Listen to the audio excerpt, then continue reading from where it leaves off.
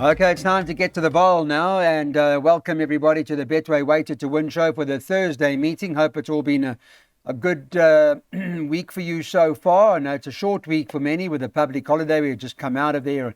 Good meeting on Tuesday with some really nice racing on the Highveld. Thursday, Betway reminds you about opening your account with using your phone. That's the QR code to get you straight to their website. It makes it so much more convenient for you. And Blue Voucher, I told you they're in a festive mood. They've now put that up from 20,000 to 200,000. There you go. You can win your share of 200,000. All you've got to do is buy a Blue Voucher for $50. SMS your serial number to 31860 and you stand a chance of winning some good money. The favourite in the second is the horse Arctic Silver, is priced up at 22 to 10 on the Wednesday morning. Remember, we do this on the Wednesday morning. The 6 Inquinquezi is currently trading at 5 to 2. Number 4 Boom Boom is 33 to 10. 2 Women's World is 4 to 1. A little bit of money for that. And 4 to 1, the 3 Free in Seattle. Small field made up of Tadok, the one who's a 20 to 1. But the favourite at the moment, Sean Terry, had a good week so far, Tuesday anyway. And Arctic Silver is top of the boards at the moment. With Savannah Valgello, who's been riding well, getting those winners home, Daryl. What would you have said if I told you Nkwezi would be a 3-time winner 6 months ago, Clyde? No. You would have sworn me, yeah? Correct. She couldn't get out of her own way. Amazing but how well things done turn, to eh? Clint Binder. I mean, he also did that with another horse. Just trying to remember. Maybe who it don't was. shoot the bomb and No. run with 65 and a Yeah. half on its back. Can you believe it? His form's in terrific. I mean, his stable's in terrific form. So it's a small field Clyde. for the bipod. What do you want to do? Calvin, no doubt, would have loved to stick with Nkwezi. He just can't do 52, so don't read into the fact that he's aboard Free in Seattle. Have a look at the race. Nkwezi and Muzieni appear to be able to dictate it up front. Set to carry 52, she's going to get it all her own way, and she could make it 4 on the bounce. I know strictly at the weights you're going to be leaning towards Sean Terry's Arctic Silver because she's 5 kilograms better off for a length and a half beating. But Arctic Silver could be ridden cold in a slow run race and be on the back foot. So I wouldn't be surprised to see Nkwezi confirm that form. That form line has worked out extremely well. Royal Invitation came out and won the Sun Chariot yesterday at Turfentine on Tuesday. And we also saw Hazy Daisy winning the Ducati Africa Fillies Mile from that form line.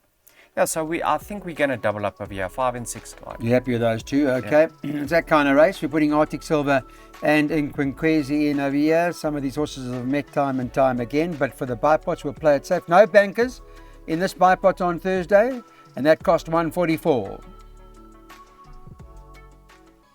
Okay, so this is a maiden class field over 1,000 metres, race number 3 on the card. Remember, we're on the classic track on Thursday, and the latest in terms of the betting from the Betway team this morning is that Roy Magnus horse Masters Lady is the one to beat. Is priced up at the moment at around 15 to 10. 9 Verino's Champ is 28 to 10, second favourite. 5 Duchess Zara is 4 to 1. 2 Gaslight Dancer is trading at 6 to 1, and you can get 8 to 1 about the 6 Elegant Edge. 20s and better the balance. Gavin, on this horse Masters Lady, the right horse to the race? Yeah, she ran on nicely under Calvin Abib last time out into second behind Amazonian. She's fair, Clyde. She's moderate. She may win a race. She deserves to win a race because she's fairly consistent, barring her penultimate start. In that same race, behind Amazonian was Varicino's Champ. She was having her second start, and Varicino's Champ is being tried with a compression mask. However, she's drawn towards the inside. She is 2.5 kilograms better off because of the apprentice allowance. On paper, there shouldn't be much separating the two of them, but you have to favour Masters Lady because she's drawn towards the right side of the track, and Varicino's Champ is drawn 1. I've been harping on this form line, Clyde. Follow the split D8's form line. What did you make of his effort at Turfentine on Tuesday, Clyde? He buried us. Yeah, I don't know what happened there. Hey? He appeared as if he hits a flat spot and then came back at Back at them. them, yeah. I He don't said he believe. was green. Callan said it was green. I don't think Still they'll very parade with green. him ever again. I'm very upset. You won't what? They won't parade with him. Those horses that beat No. with him won't No. parade with him. Clyde. Now, number 2, Gaslight Dancer. We've been saying follow for Arnie Broncos recently. He came and blew us out the water. Jeez, yeah, I mean, if we With just Storm- followed what we said with Storm Farney ahead, Broncos, we would have yes. cleaned up. Now, she comes out of that form line. She's having her peak run, number 2, Gaslight Lady, and she comes back to 1,000 meters. She shows pace. So I'm leaning towards her as the likely winner. 2 from 1 for me, Clyde. Okay, those are the two. We're putting them both in our place accumulators. We'll have a look now. 1 and 2 in the first leg of the PA. Again, there are no bankers in the place accumulator. It's that kind of card. That perm will cost you 288 Rand.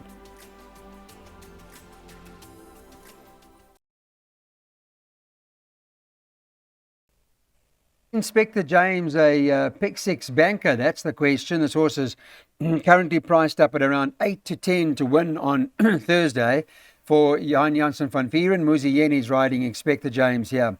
7 Monkeys Wedding is trading at 18 to 10 as the second favourite.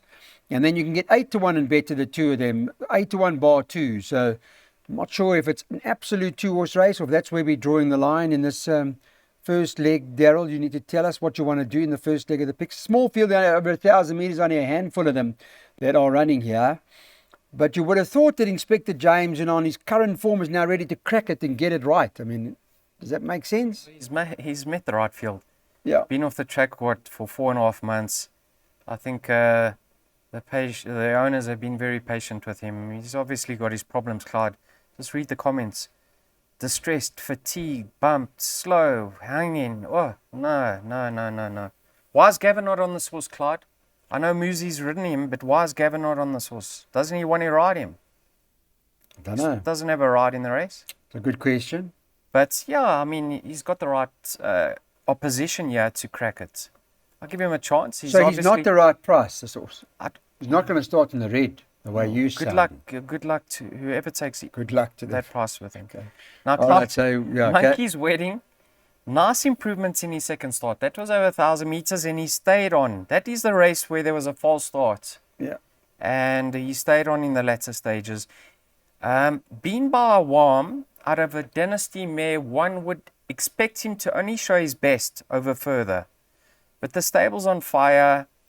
Poor field. He will feature. He'll be running on. I would have preferred him if it was a 1,200 or 1,400. I would have said, let's go do the banking.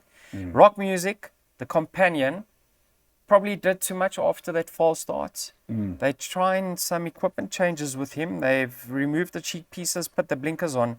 And I don't think he'll finish that far behind the companion. He won't finish 7 lengths behind Monkey's Wedding this time around. He's my little sneaker. I've included him. I don't like this race. Let's hope we survive. Okay, well, there's a look at the pick 6. It's quite a costly one. Not an easy card. And take whatever percentage you can afford.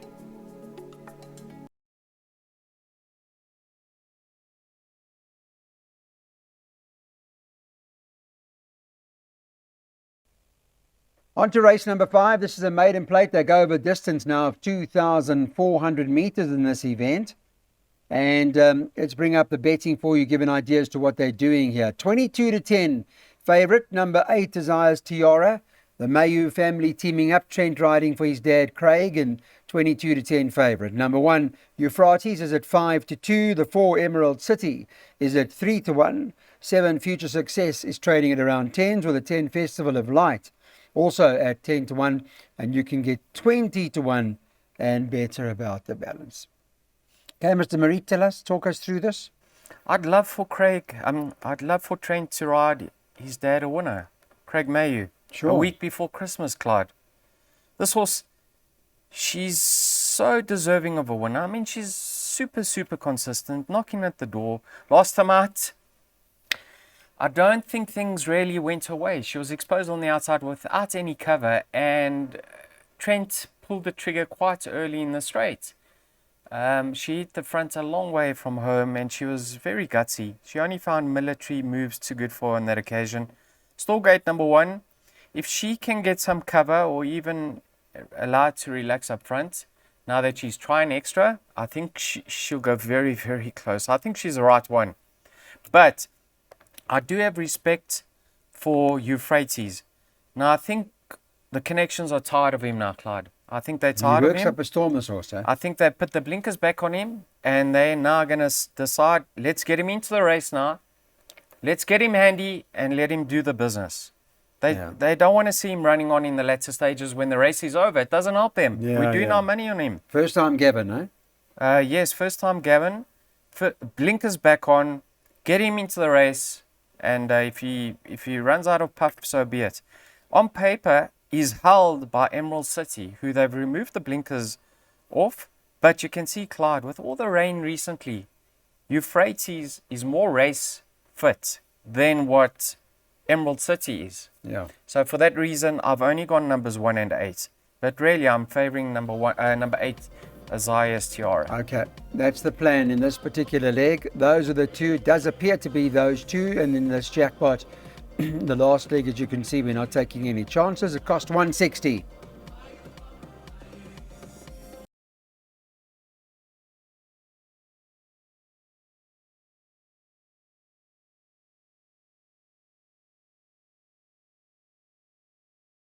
Okay, we're going to put up the betting for you now for race number 6. And number 2, Duchess of Paloma's top of the boards, is currently trading at 3-1. The 4, Ethical, is at 33-10.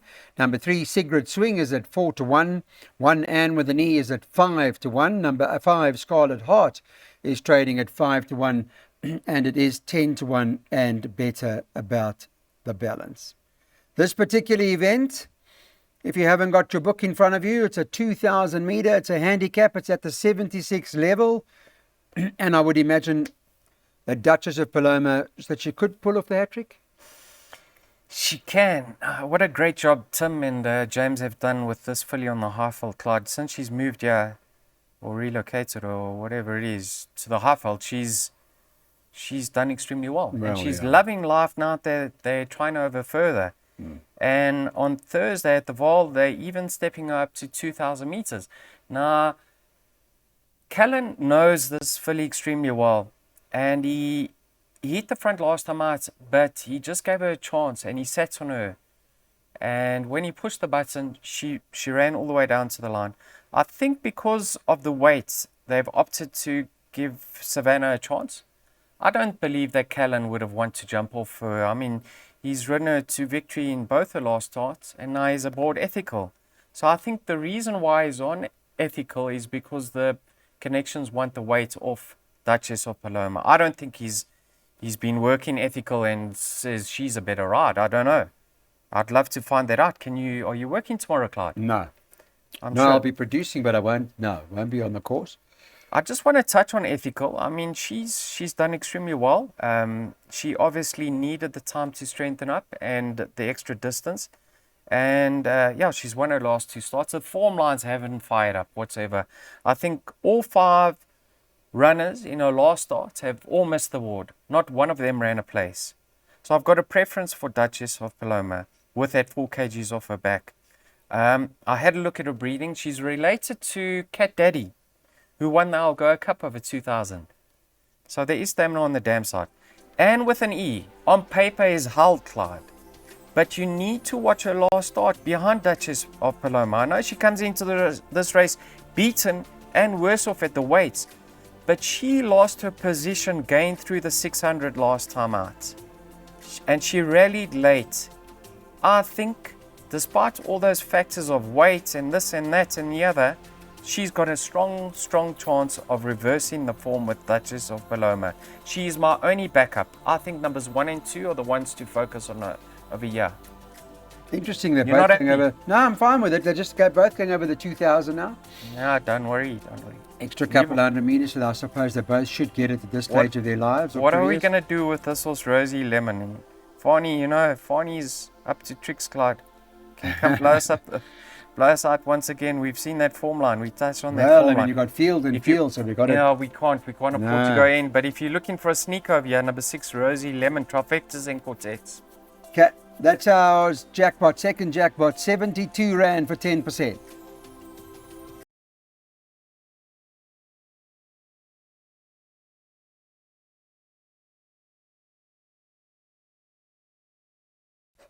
Okay, let's go to race 7. It's an 86 handicap, 1200 meters. Remember, it's on the classic, so we are going around the turn here. Naturally, the draws and all that sort of stuff you've got to make a note of, and keep that in mind. And let me put up the betting for you from Betway for the 7th, where the 7 Xenophon is top of the boards, is currently at 14 to 10. That's the latest price about Xenophon. They have backed Xenophon, was I think opened up at 2 to 1, so there's been money for this. 2 Mr. Wilson is trading at 9 to 2 at the moment. 9 Antonio Gaudi, don't know if it's going to run or not, but we'll take a look at it. 9 to 2, and the 4 fully loaded is priced up at 11 to 2. 8 Super Awesome is at what, 13 to 2 at the moment or thereabouts? Actually 15 to 2, and it's 10 to 1 and better about the balance. Note that 3 Believe in Fate is out, and the 5 Top Division, as you know, they were runners on Tuesday, and they're not going to be participating here. But money for one horse at the moment for Sean Terry's Xenophon. You like? No money, Clyde. Adjustments in the betting. Oh, was it? Is that the first adjustment? Yeah. Okay. So Xenophon, last time out, Constellation skipped clear on that inside running rail, and he found himself behind a bunch of horses, and when he got out, he stayed on. Course and distance with Striker, one of his last wins, the legend, bolted up over this course and distance, so that's not an issue whatsoever. He may actually prove better around the bend, Clyde. Strong contender. The horse that did the damage on Tuesday, Antonio Gaudi, I don't know if he'll line up, but we know that he won. Yeah, there's no weight adjustment yet. I don't know what his new MR is. Clyde, another horse that goes extremely well over this course and distance. He's fully loaded. Now Fabian's stable, plenty places, but winners have been sparse lately, and I'd like for him to bounce back into the winner's enclosure. This is the horse that deserves it. Look at all the number of places he's strung together, finishing close up on several occasions.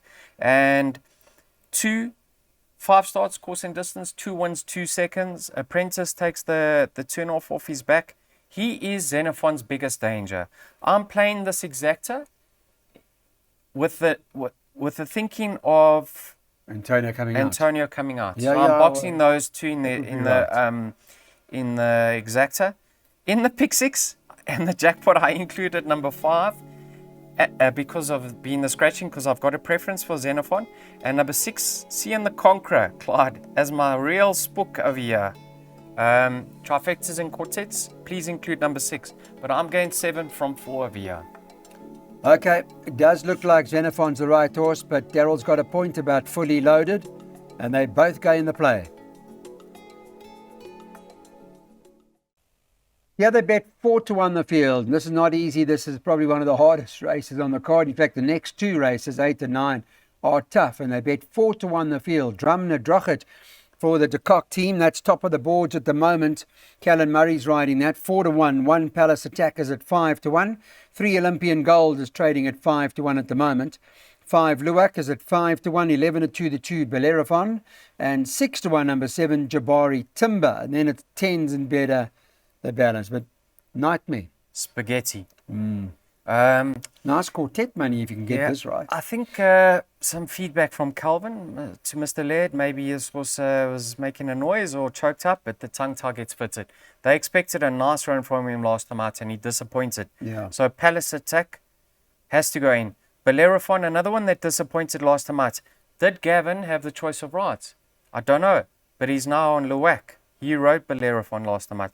Olympian Gold with Savannah taking the 4 cages off the back from a neat draw this time round. I think he's a huge player. He could sit up closer to the pace. Mocha Frapper's gone into my perms because I've gone the entire field here. Luwak, 1 from 1 as a gelding.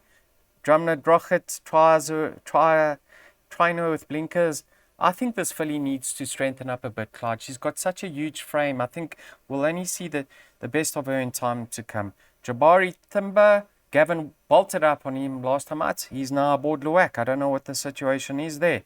But the horse I've suggested a place bet on, Gavin rode last time out, and now he's on Luwak. But Peace Treaty, last time out, Gavin was making his run towards that inside running rail on the inside track, and had to be eased for a stride or two at a crucial stage. I think he lost all momentum then. He would have never won, Clyde, but I think he would have been booked for third place at best. So I think he should have run. He's in good form. Second. I think he should have run third. MK will give him a nice patient ride. Off his current mark, he should run into the money. I think he's a nice place bet. I'm not rushing off to break the bank with him, but what price is he for a place? In the region of 16 to 10? Top 3? Yeah. Top 3, you'll get, you'll get 22 to 10. Well, I'm happy with that. You happy with that? I'm happy. Okay, Peace Treaty a place in this race. Okay, and so to the 9th and final race we go and have a look at what we're going to try and do here. This is a maiden handicap. Make a note of that. It's a handicap. It's over the 1500. It's on the classic, so they go around the turn. And on Wednesday morning, the favourite number 2, Red Sunrise. Gavin Loreen is riding this for Lucky Hoodolakis. It's priced up at 5 to 2, but that has drifted. There's a little bit of support for one Stokesy into 3 to 1. 3 Actuary is trading at 5 to 1. Number 8, Hurricane Power, is at 15 to 2. 11, Winter Wedding, is priced up at 10s or thereabouts. And then you can get 14 to 1 and better about the balance. 2 horses, 1 and 2, or are you going much deeper? No, it's a maiden handicap, so you have to look for something. What have you found then? Well, Clyde, number 8, Hurricane Power. Not really a fan of her latest form line, right? Mm-hmm. But I do want to say this. She's by Vercingetorix out of an Encosta de Lago mare who won over a mile. Vercingetorix out of a Vercingetorix out of a dam who won over a mile. Surely, Clyde, the step up from 1,000 to 1,500 is going to be in her favor. Yeah. And if that's the case, she may prove better than her current rating over this distance. Muzi from the neat Storgate, drawn 154.5, looks like he's going to slot in behind Oklahoma Smoke Show, who's going to scoot off to the front. He could get the run of the race and could run an improved race. So I respect her. Oklahoma Smoke Show is going to be on his bicycle. If he can just sustain it and run into the money, I think they'll be happy with his effort. Then you got Stokesy. Now, I want to ask you a question, Clyde. How does this game work? Because in his penultimate start, having his second run, right? Mm-hmm. He finished alongside Real Stunner. He actually beat Real Stunner by a short head. Next time out they bump, Real Stunner beats him by close on 11 lengths or 12 lengths. How does this game work? It was a month later. Stokesy was having his second run. He should have progressed to run better in his third start. Yeah. He might have not seen it out. I don't know. Maybe that's the reason why they're bringing him back. But how does the game work? That there's a switch around in the form of 12 lengths. I don't know. But We'll never know. We'll never know, Clyde. How did Split the Eights get beaten in a moderate field? We'll never know. We will never know. But yes, that's my swinger in the last race, Clyde. I think there are a few others lurking over here that could upset the apple cart. That's why I went wide in my pick 6 and my jackpot 2. Not going into this race with a lot of confidence, but if Stokesy repeats his penultimate starts, I think he could be the one despite carrying top weight. Okay, but with Stokesy, Daryl's put Hurricane Power in, so make sure you include that in the play. Hurricane Power is currently trading at around 15 to 2 at the time of closing up the show. We recorded this on Wednesday morning. Thanks, everybody. Hopefully it'll be a good one for you on Thursday. We're back again. Some good racing on Friday. We've got double headers. We've got racing at Fairview, at Greyville. We've got racing at Saturday at the Vaal and Sunday Kenilworth. There's a lot happening on the weekend, and we look forward to chatting to you then.